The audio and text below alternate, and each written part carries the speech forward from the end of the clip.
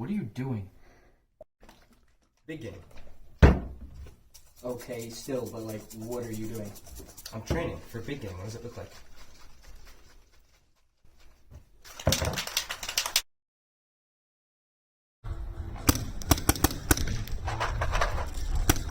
In the back left! Left to the 50!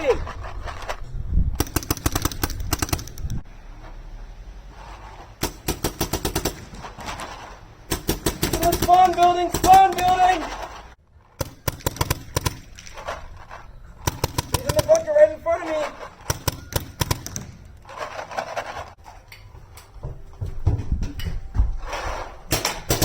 He's in the spawn bunker! He's in the climbers right next to his spawn bunker!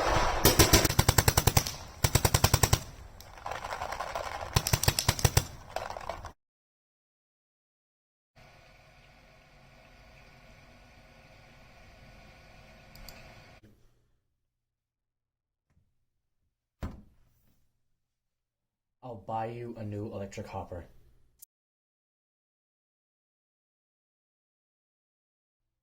Hello, welcome back to AG Paintball. I'm Matt. Today we're going to take a few minutes to talk about loaders, motorized loaders and non-motorized loaders, and what kind that you probably need for your paintball gun. Whether you have a mechanical, an electromechanical, or an electro-pneumatic, or perhaps something like a pump gun. We're going to run through the categories and maybe give you a few tips on how to spend your money wisely. So starting out, let's talk about non-motorized hoppers. Non-motorized hoppers being exactly what they sound like. A very, very simple plastic injection molded hopper. No electronics, no motorized elements of any kind. This is the kind of hopper that should run you about, $5, $10 or something like that, depending on the store. It's the kind of hopper that you're most likely going to pair up with a purely mechanical paintball gun. Something like a Tipman or a Spider, non-electronic Spider. With a mechanical trigger linkage, you're only going to get about 3-4 balls a second, 3 shots per second out of it. And so you really don't need a motorized hopper for something like this. So your basic non-motorized hopper is probably what you're going to get, maybe even included for free in the package when you buy it. Can a gun like this benefit from one of the other motorized hoppers? Yeah, sure, it wouldn't hurt to go to like an agitating style hopper, which we'll talk about in a minute, but probably your first choice is going to be a very basic hopper. The next category of hoppers we're going to talk about are agitating motorized hoppers, represented by hoppers like the HK Army Speed, the Pro Toys, which is really Planet Eclipse Speedster, the Viewloader Revolution, and there's more. These are certainly not the only ones on the market. But what all these have in common is that they use an impeller system to stir the paint. And why do they do that? Well, so imagine a hopper full of paint, and all the paintballs are trying to swim down this feed neck, right?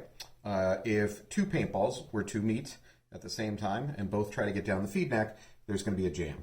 And the weight of all those paintballs on top of it are going to make that jam a lot worse. So what these hoppers all have in common is some kind of motorized impeller system. We have the guts of a Revolution here as an example. And what do the guts look like? Well, essentially you've got a couple 9-volt batteries, you've got a printed circuit board with an on-off switch, you've got a motor, you've got an impeller, and this is the only part you're actually going to see inside the cavity where all the paintballs sit in a hopper. And then this other little thing which sits in the feed neck, this is a brake beam light system, all right? There are some of these hoppers in the past that have been sound activated. That's probably still a thing. I've seen hoppers that use a little thin metal contact switch, where every time a paintball passes by in the feed neck, it trips it, tells it to turn on again. I've even in the past seen hoppers that have no feedback mechanism, that when you turn them on, they just simply run and run and run and run and run and run. I'm not sure those are on the market anymore. Frankly, you want some kind of feedback mechanism, because the hoppers that run and run and run and run and run nonstop are very annoying, which is probably why they're not on the market anymore. Anyways, so how does this hopper work? So we're going to take a paintball, we're going to put it right in front of the brake beam system, and what that's going to simulate is a stack of paintballs ready to feed down into the breech. And that stack of paintballs, one on top of another on top of another, the weight of that is what helps push the lowest ball into the breech, ready for you to fire. So we're going to turn this on. If this paintball the paintballs in the feed neck are all shot and there's a jam occurring, you have nothing breaking this light beam, and it tells the printed circuit board, hey, you need to spin the impeller. And this is going to break up those jams I was talking about earlier until the feed neck starts restacking with paintballs. You get a paintball, one of the paintballs in that feed neck, blocking the brake BMI system again, and the impeller shuts off. That way it only runs when it needs to run, and it's not spinning nonstop, right? So that's just an example. In any case, you can expect to spend about $60 to maybe $80, $90 on this kind of hopper, and there's a few of them on the market. What kind of guns would I put them on? Well, almost any gun can benefit from a motorized hopper of some kind, even a basic mechanical, like a mechanically triggered Tipman or a mechanically triggered Spider, something of that nature, would still benefit from it, even if it's not necessary.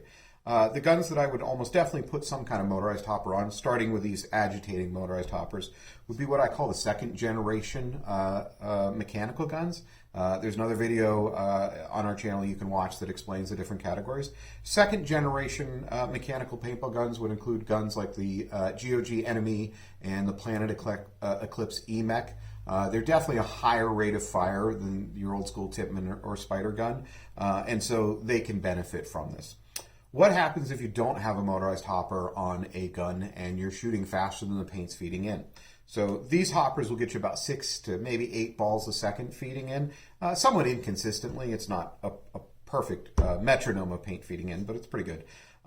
If you're firing the gun faster than the paintball is feeding in, you're going to have more paint breakage, simply because a paintball halfway into the breech when the gun fires is likely to get cut in half by that bolt moving through. And so that's why you'd want to have a motorized hopper of some kind on a paintball gun. And those second-gen mechanicals probably benefit most from these.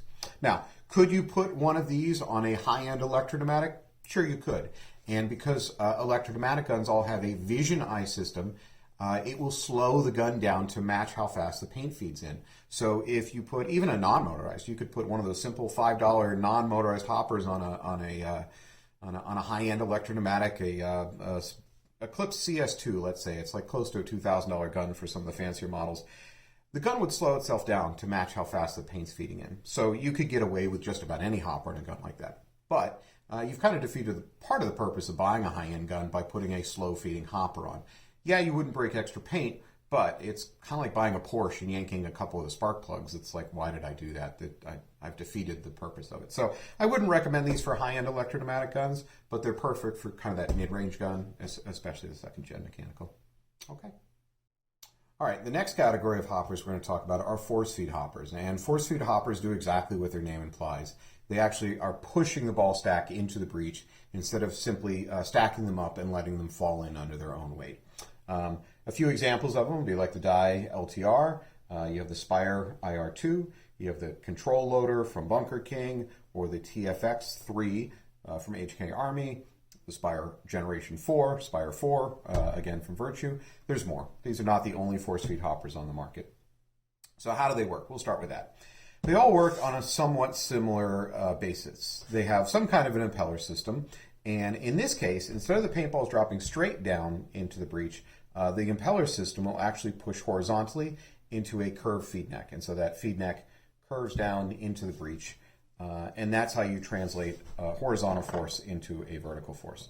So you'll have paintballs stacked inside of these impeller systems. They'll fall into some kind of a cupped tray system, and the motor is going to put a spin on this, and it's going to force that ball stack down the curve and into the feed deck.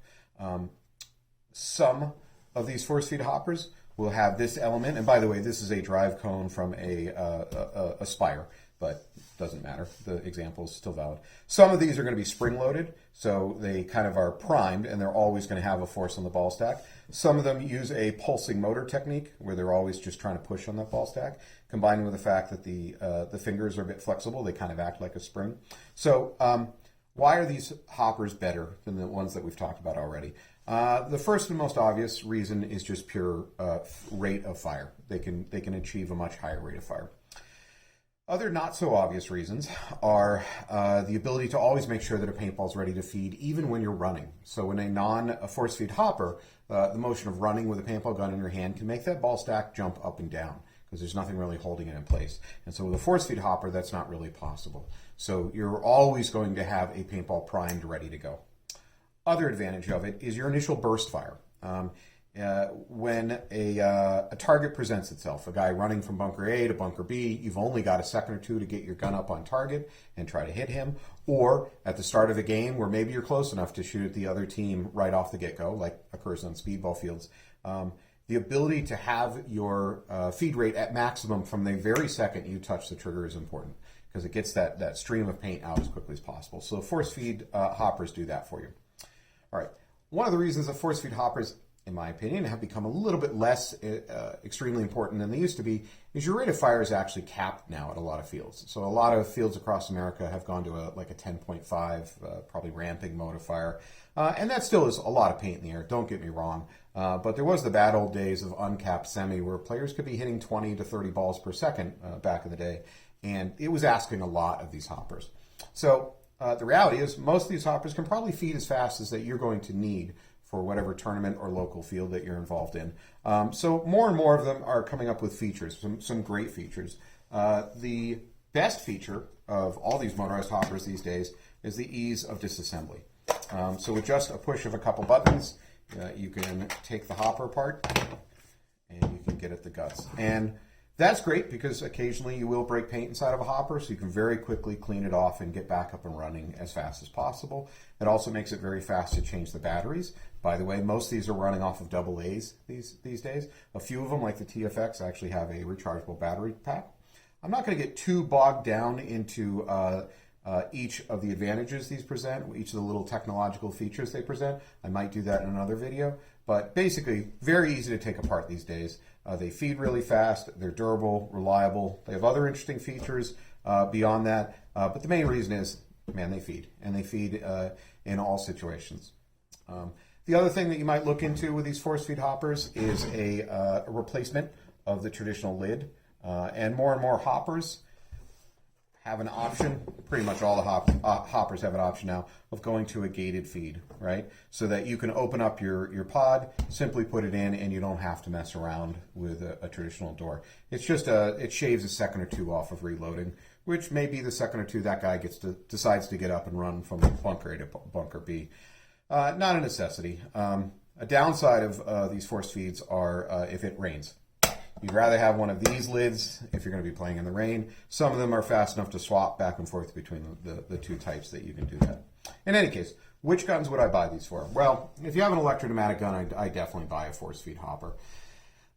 Electro-pneumatic guns have a high enough rate of fire that you can definitely justify the speed that a force feed hopper can put into your gun.